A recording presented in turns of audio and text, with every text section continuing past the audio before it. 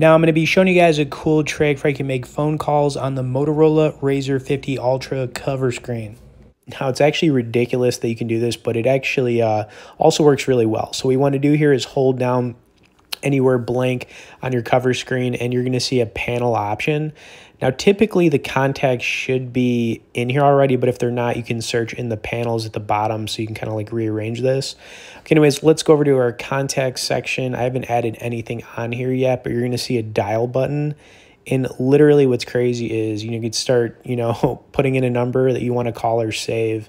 Then when you call this person, it works perfectly. So you could actually have your phone folded like this and be talking on it, which is kind of weird, but also just really cool. Anyways, hope you guys enjoyed. Putting out a lot more videos with it.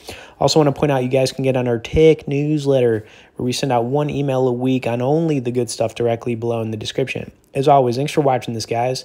We will see y'all in the next video.